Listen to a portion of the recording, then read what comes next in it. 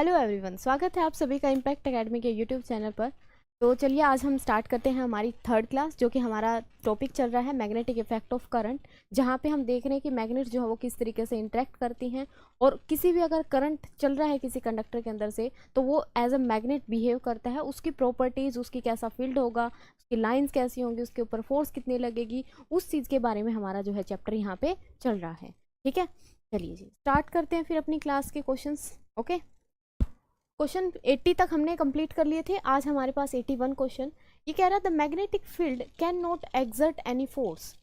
Magnetic field किसके ऊपर एक फोर्स नहीं लगाएगा। अभी अगर मैग्नेटिक फील्ड है, इसके अंदर मैं क्या करूं, एक मैग्नेट को रखूं, यानी कि एक मैग्नेट रख दी, तो इसके अंदर क्या होगा, नॉर्थ और साउथ पोलैरिटी होगी। यहाँ पे भी नॉर्थ टू साउथ होंगी ये magnetic field line, uniform magnetic field में अगर उसको रखा है। ठीक है, तो इसके ऊपर क्या लगेगी, एक फोर्स लगेगी। क्या लगेगी, एक फोर्स लगेगी, यानी कि हम कह सकते हैं here the force is not equal to zero. यहाँ पे जो फोर्स होगी वो जीरो के बराबर नहीं होगी। ठीक है, मूविंग मैग्नेट, मैग्नेट अगर मूव कर रही है तो भी फोर्स लगेगी। मूविंग चार्ज, चार्ज अगर मूव कर रहा है, देखो चार्ज जब मूव करेगा तो अपने पास क्या बनेगा, करंट बनेगा। और जब भी चार्ज मूव करता है तो उसके पास दो फील्ड होते हैं, that is one is electric field and another one is magnetic field, यानी कि which is behave like a magnet. तो मैग्नेटिक फोर्स लगेगी उसके ऊपर भी, मूविंग चार्ज के ऊपर भी लगेगी।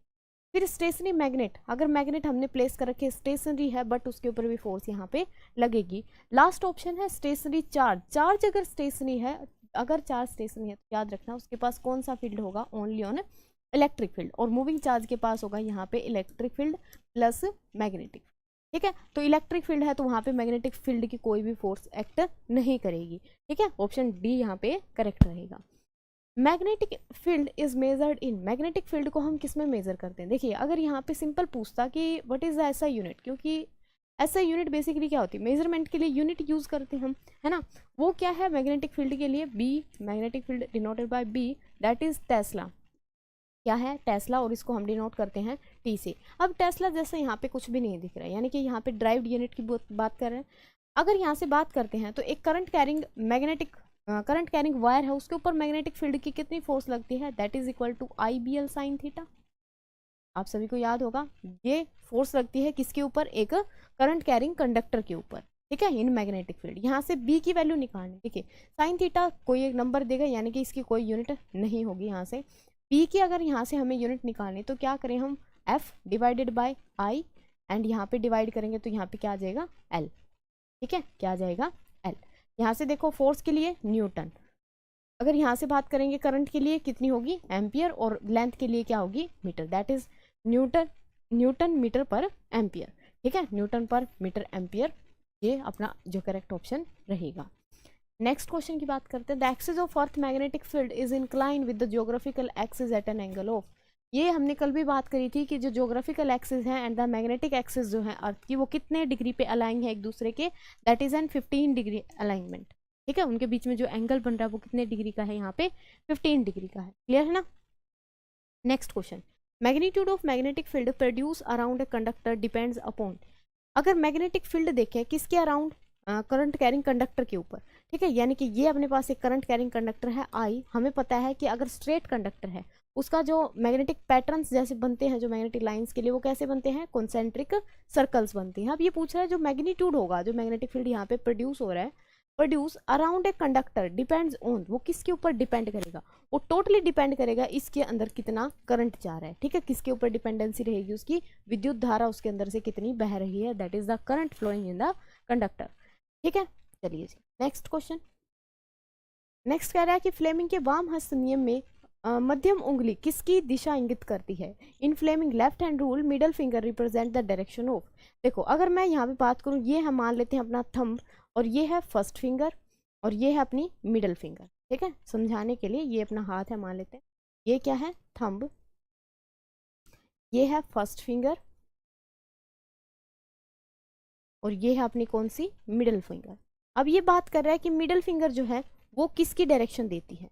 देखो मिडल फिंगर की अगर यहाँ पे बात करते हैं, थंब किसकी डायरेक्शन देगा, फोर्स की, हमें सभी को पता है।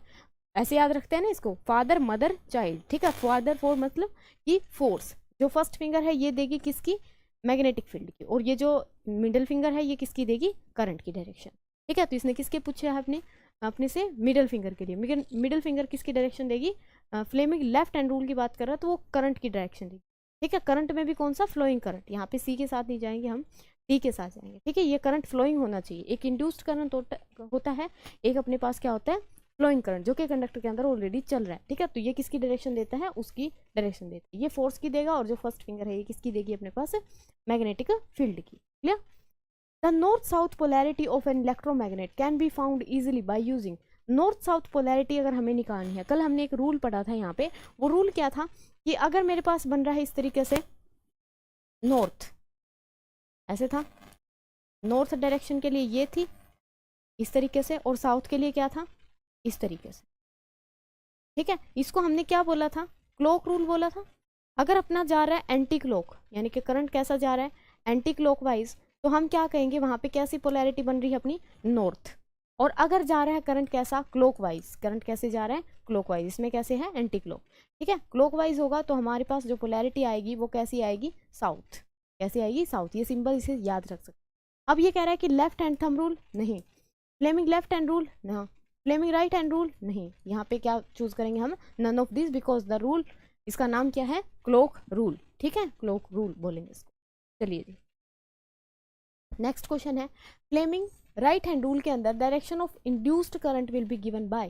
डायरेक्शन ऑफ इंड्यूस्ड करंट की कौन देगा यहाँ पे, अगर बात करते हैं फ्लेमिंग राइट हैंड रूल की। ठीक है, वो लेफ्ट हैंड था जो हमने पिछले क्वेश्चन में किया। राइट हैंड में भी इसी तरीके से हम क्या करते हैं, तीनों को परपेंडिकुलरली अरेंज करते हैं। जो अब यहाँ पे देखो, ये फोर्स की डायरेक्शन दे रहा था उसमें, यहाँ पे ये देगा मोशन ऑफ कंडक्टर की। किसकी देगा, मोशन ऑफ कंडक्टर की। जिस डायरेक्शन में फोर्स लगेगी मोशन उसी डायरेक्शन में होगा। फिर ये जो फर्स्ट फिंगर है वहां पे दे रही थी मैग्नेटिक फील्ड की डायरेक्शन, यहाँ पे भी किसकी देगी, मैग्नेटिक फील्ड की डायरेक्शन। फिर है अपने पास ये मिडिल फिंगर, वहां पे दे रही थी फ्लोइंग करंट की डायरेक्शन, यहाँ पे देगी इंड्यूस्ड करंट की डायरेक्शन। याद रखोगे, इसने क्या पूछा है, इंड्यूस्ड करंट की, तो कौन सी देगी अपने पास, middle finger give the direction of induced current. A strong bar magnet is placed vertically above the horizontal wooden cardboard. The magnetic lines of forces will be। देखो ये कह रहा है कि हमारे पास एक इस तरीके से कार्डबोर्ड था, एक बोर्ड था, उसके ऊपर हमने मैग्नेट को इस तरीके से रख दिया, वर्टिकली रख दिया। कैसे रखा है, वर्टिकली, यानी कि यहाँ पे नॉर्थ है, यहाँ पे साउथ है। अब हमें पता है कि आउटसाइड द मैग्नेट जो मैग्नेटिक लाइंस ऑफ फोर्सेज है वो कैसी होती है, इस तरीके से, यानी कि नॉर्थ से जनरेट होंगी, साउथ से आएंगी। फिर अंदर वाली साइड देखेंगे तो साउथ टू नॉर्थ होंगी। ठीक है, हम बाहर की बात करें तो ये कैसी होंगी, इस तरीके से। अंदर की बात करेंगे तो उल्टी हो जाएंगी। ठीक है ना। अब ये कह रहा है कि only in the horizontal plane around the magnet. Horizontal plane ये होता है, आप लोगों को पता है, और वर्टिकल प्लेन ये जो है ये वाला होता है। क्या ये हॉरिजॉन्टल में दिखाई दे रही है, नहीं। Only in the vertical plane around the magnet, vertical plane में ही है सारी की सारी, कहाँ पे है, वर्टिकल प्लेन में। ठीक है, तो अपना ये ऑप्शन करेक्ट हो जाएगा। Horizontal as well as vertical ये भी नहीं होगा, और all the plane around the magnet इसमें भी नहीं होगा। ठीक है, पैरेलल टू द मैग्नेट होंगे, और मैग्नेट हमारी किस में रखी हुई है, ये रखी हुई है वर्टिकल एक्सिस में, दैट इज वाई एक्सिस के अंदर रखी हुई है, तो यहीं पे बनेगी इसके parallel magnetic lines of forces. Clear है ना। चलिए नेक्स्ट क्वेश्चन कह रहा है, a compass is placed near the north pole of a bar magnet, the magnet needle of compass will be. क्या होगा, ये कह रहा है कि अगर एक कंपास नीडल को नियर द नॉर्थ पोल रखें, नियर द नॉर्थ पोल यानी कि इस तरीके से है, ये नॉर्थ है, यहाँ पे ये साउथ है। ठीक है, इसके पास एक कंपास नीडल को रखेंगे इस तरीके से, इसमें क्या होगा, the needle of the compass will point, needle जो है कंपास की वो किसकी तरफ पॉइंट आउट करेगी। फर्स्ट ऑप्शन है towards the south pole, away from the south pole, parallel to the south pole, और at the angle of at right angle to the south pole. देखो ये साउथ पोल के respect में बतानी है, इसलिए पहले ऑप्शन पढ़े कि किसके रिस्पेक्ट में बतानी है अपने को। अब देखो, अगर जैसे हम कंपास नीडल यूज करते हैं टू डिटेक्ट द डायरेक्शन, ये डायरेक्शन हमें देता है किसकी, ऑलवेज नॉर्थ की। किसकी डायरेक्शन देता है, नॉर्थ की, यानी कि ये हमेशा नॉर्थ की डायरेक्शन में क्या करता है, अपने आप को अट्रैक्ट करता है। तो ये जो नीडल है ये कहाँ पे अट्रैक्ट करेगी अपने आप को, नॉर्थ साइड में, यानी कि कहाँ पे अलाइंग होगी, नॉर्थ साइड में। तो साउथ से क्या जा रही है, ये अवे, साउथ से कहाँ जा रही है, अवे। ठीक है, तो अपना ऑप्शन जो है बी यहाँ पे क्या हो जाएगा, करेक्ट हो जाएगा। Clear. Question 90, the metallic needle of a compass get deflected only when it is placed near a bar magnet because the needle has. ये कह रहा है कि कंपास नीडल जो है वो तभी डिफ्लेक्ट कर रही है जब उसको हम कहाँ पे रख रहे हैं, एक परमानेंट मैग्नेट के पास रख रहे हैं। ठीक है, बार मैग्नेट कैसी है, परमानेंट मैग्नेट। यहाँ पे क्या हो जाएगा, उसके अंदर कैसा है, परमानेंट मैग्नेटिज्म है। कैसा है, परमानेंट मैग्नेटिज्म। ठीक है जी, क्योंकि दोनों के पास है ऑलरेडी मैग्नेटिज्म, तो इंड्यूस वहां पे नहीं हुआ, ये हम नहीं कह सकते। ठीक है, क्वेश्चन नंबर 91 देखो, चुंबकीय क्षेत्र की परिमाण की इकाई यानी कि what is the unit of magnitude of magnetic field. ये तो हम कितनी बार पढ़ चुके, फैराडे नहीं आएगा, क्या आएगा यहाँ पे ओके, ये यहाँ पे गलत लिखा हुआ है, यहाँ पे क्या आएगा, टेस्ला, हिंदी में ठीक है। ओके, क्या आएगा यहाँ पे, Tesla. Tesla is the SI unit for the magnetic field. और अगर सीजीएस यूनिट की बात करते हैं तो सीजीएस यूनिट क्या यहाँ पे क्या होगी, गोज। ठीक है, याद रखोगे क्या होगी, गोज। क्वेश्चन नंबर 92 देखो,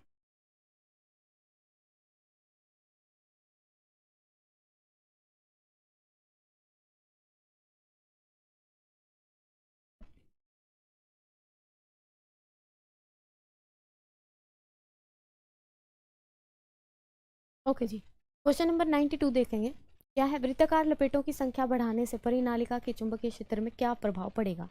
on increasing the number of turns magnetic field of A solenoid. अगर हम नंबर ऑफ टर्न्स बढ़ा देंगे, ये है सोलेनोइड, सोलेनोइड के अंदर क्या होता है, ये हमारे पास एक इंसुलेटिंग स्टैंड होता है, उसके ऊपर हम कॉपर वायर को इस तरीके से बाउंड कर देते हैं।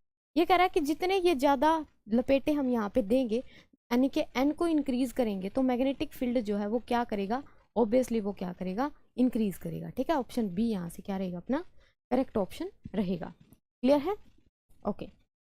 Next question, what is the effect on the heating on a magnet. अगर एक मैग्नेट को हीट किया जाता है तो उसके ऊपर क्या इफेक्ट पड़ेगा, उसका जो मैग्नेटिज्म है वो इंक्रीज करेगा या वो डिक्रीज करेगा, या कोई इफेक्ट नहीं पड़ेगा, इनमें से कोई नहीं। देखो इफेक्ट पड़ेगा, ऐसी बात नहीं है। ठीक है, अगर हम उसको गर्म करते हैं तो जो उसकी मैग्नेटिक प्रॉपर्टी है, यानी कि देखो जो मैग्नेटिज्म आ रहा है बेसिकली कहाँ से आ रहा है, ये आ रहा है dipole moment of the electron.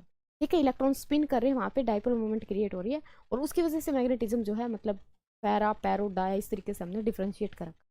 Okay, ये कह रहा है कि मैंने मैग्नेट को क्या कर दिया, हीट कर दिया, बहुत ज़्यादा अमाउंट तक हीट कर दिया। अब हमें पता है कि हीट करेंगे तो उसकी वजह से क्या होगा, काइनेटिक एनर्जी वेरी करेगी। काइनेटिक एनर्जी वेरी करने की वजह से उनकी जो वेलोसिटी है या वाइब्रेशन की फ्रीक्वेंसी है वो क्या करेगी, वेरी करेगी, और जो मैग्नेटिज्म प्रॉपर्टी है वो क्या हो जाएंगी, अपने पास यहाँ पे डिक्रीज हो जाएगी। ठीक है, अब ये कहता है कि एक क्वेश्चन ऐसा ही सेम बनता है यहाँ से कि अगर हम मैग्नेट को बीट करते हैं तो क्या उसका मैग्नेटिज्म बढ़ता है या घटता है, उस टाइम पे भी क्या करता है, मैग्नेटिज्म डिक्रीज करता है, घट जाता है। ठीक है, मैग्नेट को अगर हम किसी हाइट से नीचे फेंकते हैं तब मैग्नेटिज्म पे क्या फर्क पड़ता है, तब भी मैग्नेटिज्म क्या है, वेरी करता है, और जब ऊपर से नीचे आएगी बॉडी क्या करेगा, डिक्रीज करेगा। Clear, a magnetic field line in A middle of A current carrying conductor solenoid. अगर एक सोलेनोइड है, सोलेनोइड के अंदर जो मैग्नेटिक फील्ड ऑफ लाइंस है वो किस तरीके से होंगी, ये तो हमें पता है। इनसाइड की अगर बात करते हैं, बी इनसाइड कैसा होता है, यूनिफॉर्म, कैसा होता है, यूनिफॉर्म। और अगर आउटसाइड की बात करते हैं तो बी आउटसाइड क्या रहता है, B outside is zero. B outside कितना रहेगा सोलेनोइड के, जीरो, और इनसाइड कैसा रहेगा, यूनिफॉर्म। ये कह रहा है magnetic field line in the middle of the current carrying solenoid क्या होगा, सर्कल्स होंगे, स्पाइरल होंगे, या parallel to the axis of tube, या perpendicular to the axis of, क्या होंगे यहाँ पे, इस तरीके से होगा इसका जो मैग्नेटिक फील्ड। ठीक है, that is parallel to the axis of tube, जो भी वो ट्यूब बना रखी है उसके क्या होगी, उस एक्सिस के पैरेलल होंगे। Clear, next question, magnetic compass acts on the principle of. ये जो मैग्नेटिक कंपास है किस प्रिंसिपल के ऊपर काम करते हैं, मैग्नेटिज्म पे, इलेक्ट्रोमैग्नेट पे, इलेक्ट्रिक फ्यूज पे। इलेक्ट्रिक फ्यूज का कोई काम नहीं यहाँ पे, इसका भी कोई काम नहीं। अब रह गया इलेक्ट्रोमैग्नेट। इलेक्ट्रोमैग्नेट क्या होता है, बेसिकली वहाँ पे मैग्नेटिज्म प्रॉपर्टी क्रिएट की जाती है बाय यूजिंग द इलेक्ट्रिसिटी, यानी कि by changing the electric field we can create magnetism, magnetic property. ठीक है, इसके ऊपर ये नहीं होगा, इसमें क्या होता है, मैग्नेटिज्म, क्या होगा यहाँ पे, magnetism. Clear, question number 96, on increasing the number of turns in the solenoid the magnetic effect will be. ये तो अभी आया था क्वेश्चन, सोलेनोइड के अगर नंबर ऑफ टर्न्स इंक्रीज कर देंगे तो मैग्नेटिक फील्ड क्या करेगा, ऑब्वियसली वो इंक्रीज करेगा, क्या करेगा, increase. Clear, question number 97, the most suitable material for making the core of an electromagnet.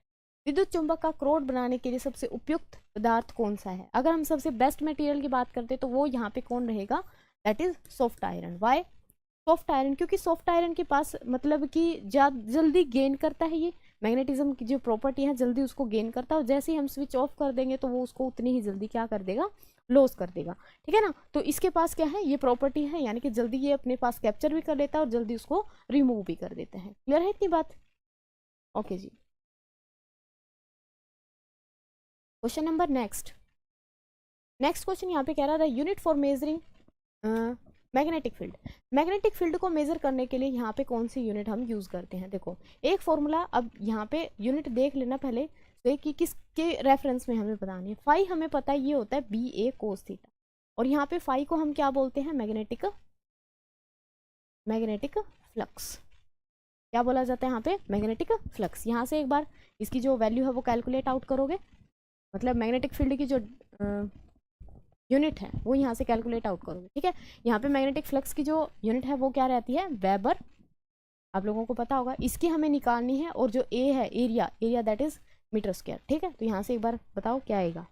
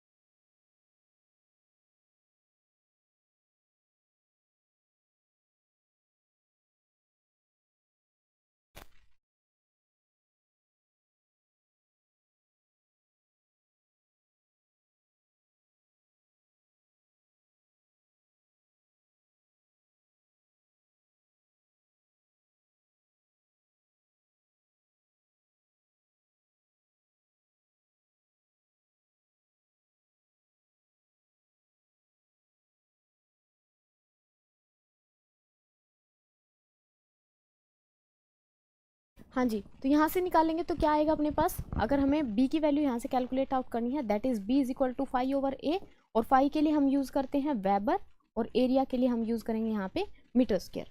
क्या बनेगी अपने पास जो यूनिट है मैग्नेटिक फील्ड की? That is weber per metre square, ठीक है। Option A will be the correct option. Next question है, for making an electromagnet the best material to be used.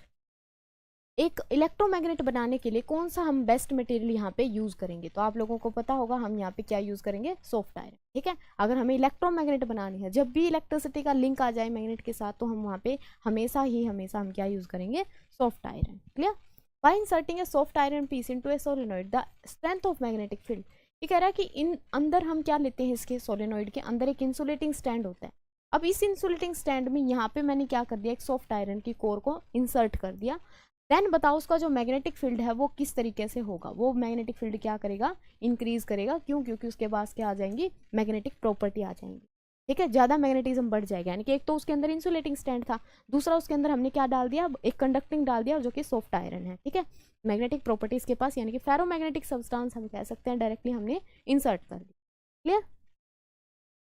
Next question, the magnetic field inside a long straight solenoid carrying current कैसा होता है? Inside, अब यहाँ पे बार बार नहीं बताएंगे, हम बताएंगे क्या कि सेम होगा। वो कहाँ पे? ऑल द पॉइंट, सभी पॉइंट्स पे क्या होगा? सेम होगा, ठीक है। आउटसाइड बात करेंगे तो जीरो होगा, वहाँ पे हम डिक्रीजिंग इंक्रीजिंग ऐसी कोई भी बात नहीं करते। नेक्स्ट क्वेश्चन है, the direction of the current in the coil at one end and electromagnet is clockwise, then this end will be. हमें कुछ देखना ही नहीं था, हमें देखना था सिर्फ ये वर्ड। अगर इलेक्ट्रोमैग्नेट में करंट कैसा है? क्लॉकवाइज, तो by using the clock rule we get the कौन सा पोल? हमें कौन सा पोल मिलेगा? क्लॉकवाइज में हमें मिलता है साउथ पोल, और यहाँ पे अगर एंटी क्लॉक लिखा होता फिर हमें कौन सा मिलता वहाँ पे? दैट इज नॉर्थ पोल, ठीक है ना। चलिए नेक्स्ट क्वेश्चन क्या रहा है, if the direction of electric current in A solenoid when viewed from particular and is clockwise. अब भी ये कह रहा है कि इलेक्ट्रिक फील्ड की जो डायरेक्शन है इलेक्ट्रिक करंट की वो कैसी है? क्लॉकवाइज है। तो बताओ वहां पे उस एंड पे, उस सोलेनोइड के उस एंड पे कौन सा पोल एक्ट करेगा?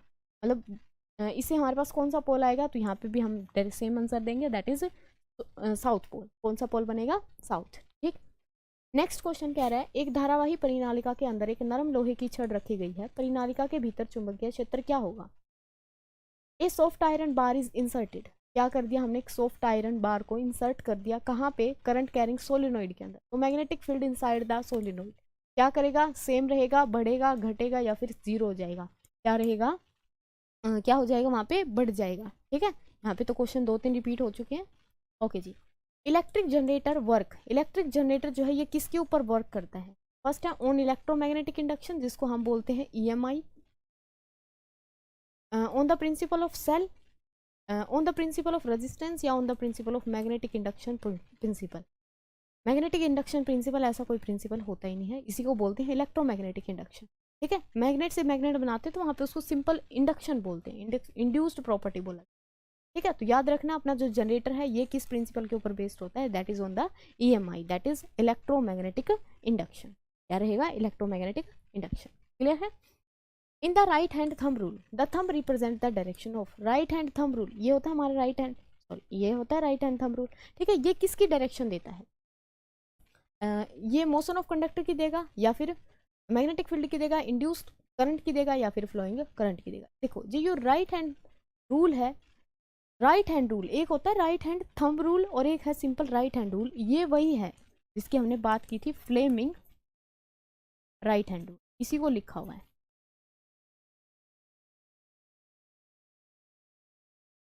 Right hand rule. अब यहाँ पे इजीली बता सकते हो कि हमारे पास फ्लेमिंग राइट हैंड रूल के अंदर जो थंब है वो क्या रिप्रेजेंट करता है, थंब रिप्रेजेंट करता है, अगर लेफ्ट की बात करते हैं तो थंब रिप्रेजेंट करता है किसको, फोर्स को, और अगर हम राइट की बात करते हैं तो फोर्स जिस डायरेक्शन में लगेगी उसी डायरेक्शन में जो है कंडक्टर का क्या होगा, मोशन होगा।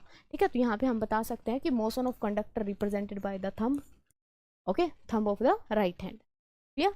Next question 107, the strength of magnetic field between the pole of electromagnet would be unchanged, the strength of magnetic field between the pole of an electromagnet would be unchanged, कब unchanged रहेंगे, direction of the current in the electromagnetic winding were reversed, या फिर material of the core of the electromagnetic will changes, current in the electromagnetic winding will double, या फिर distance between the pole of the electromagnetic will double.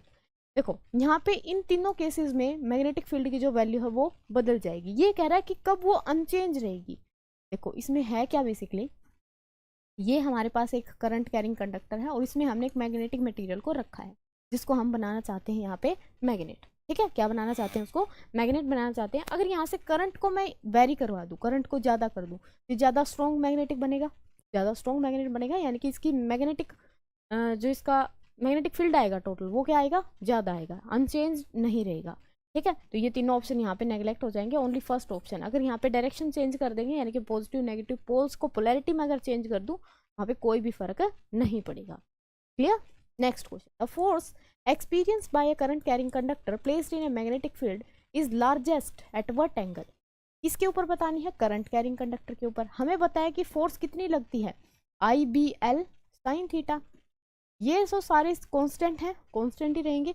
हमारे पास फर्क पड़ेगा किसके ऊपर, इसके ऊपर। अब बताओ मेरे को जो साइन थीटा है इसकी मैक्सिमम वैल्यू कितनी होती है, 1, हमसे मैक्सिमम पूछा है ना, force experience conductor place in magnetic field is largest, हाँ जी मैक्सिमम पूछा है। तो साइन थीटा की वैल्यू 1 और साइन थीटा की वैल्यू हमें पता है कितने पे होती है, दैट इज एट 90 डिग्री, कितने पे होगी 90 डिग्री। तो ये मैक्सिमम कब होगी, जब हमारा थीटा कितना होना चाहिए, 90 degree. Clear. Question number 109, by increasing the number of turns in the coil the strength of the magnetic field, number of turns अगर कोइल के बढ़ा देंगे तो मैग्नेटिक फील्ड क्या करेगा, इंक्रीज करेगा, ये बात हम रट चुके। Clear. Next question, there will be no force between two wire carrying current if current are, ये कह रहा है कि हमारे पास दो वायर हैं जिनमें से करंट जा रहा है। अब आप लोगों ने जैसे कि +2 में अपने पास आता है कि दो करंट कैरिंग वायर हैं, इनके बीच में मैग्नेटिक फोर्स लगती है, वो फोर्स कैसी लगती है, अगर ये जा रहा है सेम डायरेक्शन में यानी कि करंट जो है वो सेम डायरेक्शन में जा रहा है तो यहाँ पे फोर्स जो है वो कैसी होगी, अट्रैक्टिव नेचर की, कैसी होगी, अट्रैक्टिव नेचर की, यानी कि एक दूसरे को ये अट्रैक्ट करेंगे। और अगर जा रहा है अपने पास जो करंट है वो डिफरेंट डायरेक्शन में, यहाँ पे जो फोर्स आएगी वो कैसी आएगी, रिपल्सिव, कैसी आएगी फोर्स यहाँ पे, रिपल्सिव। ठीक है, अब ये कह रहा है कि उन दोनों को मैं क्या कर दूं, 90 डिग्री के एंगल पे रख दूं, एक यहाँ पे इस तरीके से कंडक्टर, एक इस तरीके, इनमें भी फोर्स जो है नॉट इक्वल टू 0 आएगी, यानी कि करंट कैरिंग वायर को अगर हम पास पास रखेंगे तो ऐसा कभी भी नहीं होगा कि उनके अंदर फोर्स ना लगे। तो ये कह रहा है कि there will be no force between two wire carrying current, क्या ऐसा हो सकता है, जब वो पैरेलल रखे हो तो हमने डायरेक्ट देख लिया, या तो अट्रैक्ट करेंगे या रिपेल करेंगे, that is force is not equal to 0। ठीक है, ये ऑप्शन नहीं होगा यहाँ पे। परपेंडिकुलर होंगे तब भी ये नहीं होगा, इट नेवर हैपन या नथिंग कैन बी सेड, ये हम कह नहीं सकते। ठीक है, तो ये कभी भी ऐसा पॉसिबल नहीं होगा कि दो करंट कैरिंग वायर है जिनको मैंने पास पास रखा किसी भी एंगल पे तो उनके बीच में फोर्स हमेशा लगेगी। ठीक है ना, चलिए, force exerted on A current carrying wire placed in a magnetic field is 0, force 0 when the angle is, अब देखो करंट कैरिंग वायर तो IBL साइन थीटा, और अगर यहाँ पे चार्ज के बारे में बात करता है तो वो भी फॉर्मूला ध्यान रखोगे, that is QVB sine theta. ठीक है, ये चार्ज के केस में होता है, और ये किसके केस में है, करंट कैरिंग वायर के केस में। फोर्स कह रहा है 0 के बराबर होनी चाहिए, ये ऐसा कब होगा, देखो अब ना तो वहां पे करंट 0 हो सकता है क्योंकि करंट ही 0 कर दिया, मैग्नेटिक फील्ड नहीं आएगा, मैग्नेटिक फील्ड भी वहां पे 0 नहीं हो सकता, और जो लेंथ है कंडक्टर की वो भी होगी कुछ ना कुछ, वो भी 0 नहीं हो सकती, तो बचेगा 0 कौन यहाँ पे, sine theta, sine theta will 0। अब साइन थीटा 0 कितने पे होता है, या तो 0 डिग्री पे होता है या फिर 180 डिग्री पे होता है। ठीक है, यहाँ पे मैच कर लेंगे, 0 इसमें गिवन है नहीं तो 180 के साथ जाएंगे, साइन 180 कितना होता है, 0। ठीक है ना, तो यहाँ पे एंगल कितना होगा अपने पास, 180 होगा या फिर 0 डिग्री होगा, तो अपने पास फोर्स उस कंडक्टर के ऊपर नहीं लगेगी। क्लियर है ना, ओके।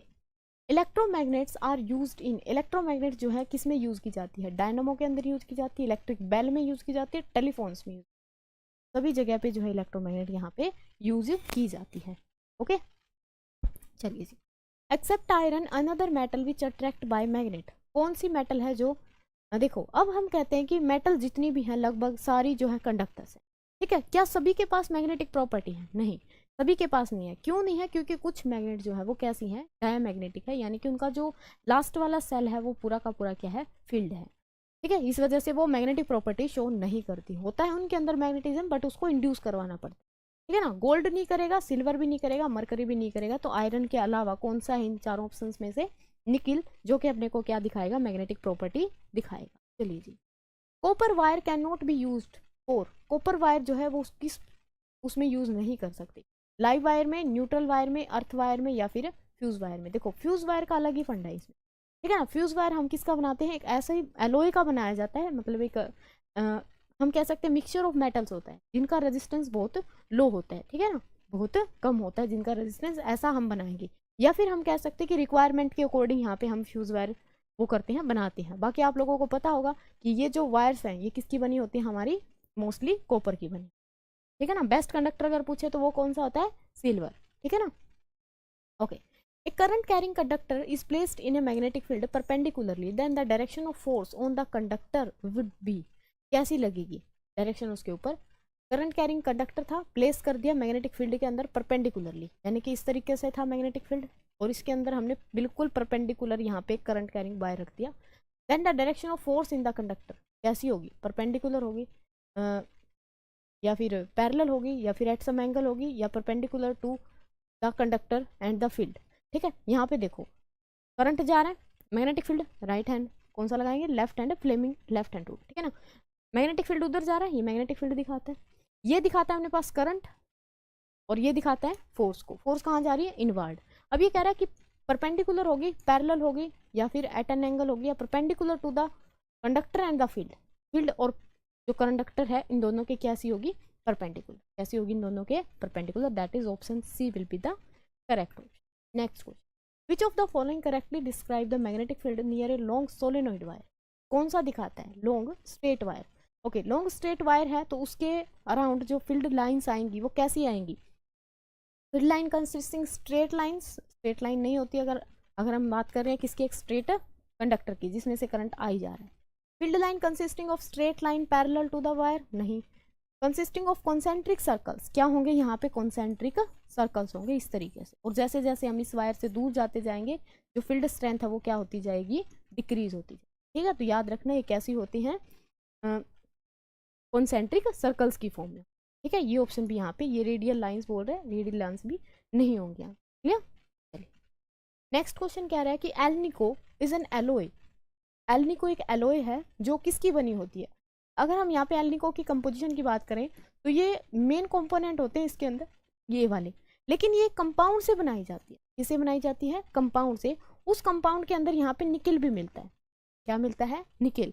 ठीक है, तो अगर हमें सिर्फ ये मेटल इस एलोय के बारे में पूछ रहे हैं, एलोय एलोय कौन सी यहाँ पे, एल्निको, तो एल्निको के अंदर क्या क्या होते हैं, ये तीन मेटल, कौन कौन सा, aluminium, cobalt and Ferium. Clear, the back face of a circular wire of loop is found to be north magnetic pole, the direction of the current, ये कह रहा है कि डायरेक्शन कैसी है, उसके ऊपर बन रहा है north pole.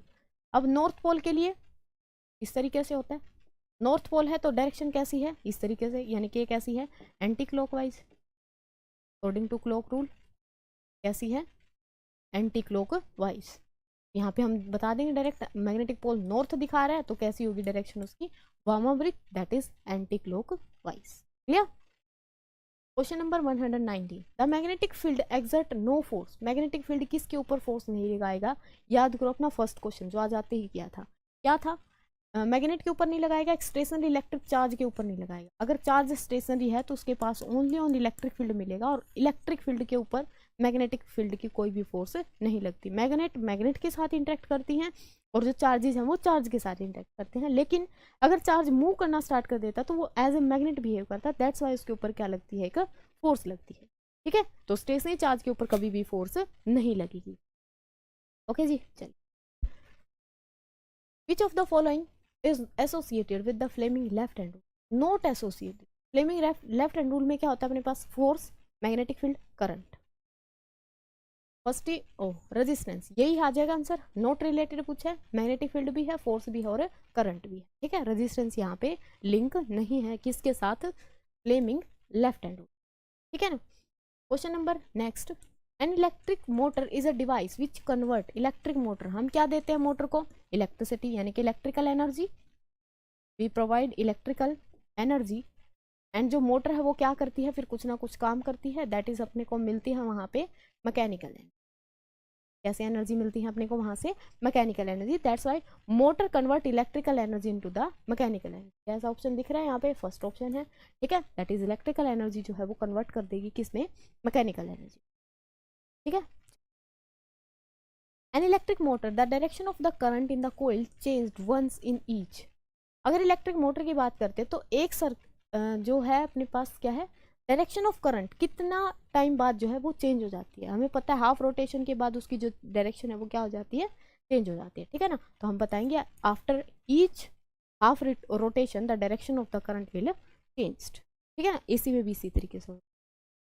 The diagram given below represent magnetic field caused by the current carrying conductor which are, okay यहाँ पे डायरेक्शन मिसिंग है अपना। ठीक है, मतलब जो डायग्राम यहाँ पे नीचे दिखना चाहिए था वो कुछ इस तरीके से है कि ये है।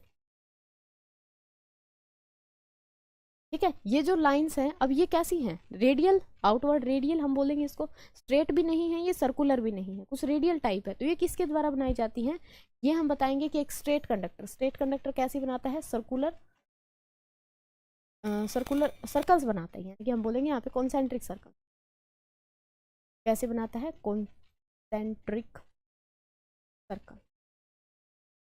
ठीक है ना, और एक short straight conductor concentric circle ही बनाएगा, वो चाहे लॉन्ग हो चाहे वो शॉर्ट हो। ये सोलेनोइड के अराउंड कुछ भी मैग्नेटिक लाइंस और फोर्सेज नहीं होती। जब मैग्नेटिक फील्ड ही नहीं है तो फोर्स कैसी होगी, फील्ड लाइन नहीं होगी ना, उसके अंदर होंगी सिर्फ, और वो कैसी होंगी, parallel to the axis of conductor.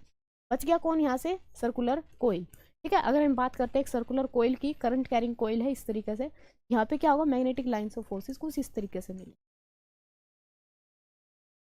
बीच में से देखेंगे तो बिल्कुल स्ट्रेट, फिर इस तरीके से रोटेट हो। ठीक है, यहाँ पे फिर इस तरीके से ऐसी मिले। ठीक है ना, तो इसने ये पोर्शन हमें यहाँ पे दिखा रखा है, तो ये किसकी लाइंस होंगी, एक सर्कुलर कोइल की। ठीक है, चलिए ये आज का हमारा लास्ट क्वेश्चन था। नेक्स्ट क्वेश्चन जो है हम इसके नेक्स्ट क्लास में यहाँ पे देखेंगे। ठीक है, तब तक के लिए अपना पढ़ते रहे। अभी आपका एग्जाम भी आने वाला है तो रिवीजन जरा थोड़ा मतलब ध्यान से करिएगा। ठीक है, हर एक क्वेश्चन को एनालाइज करके। Okay, thank you.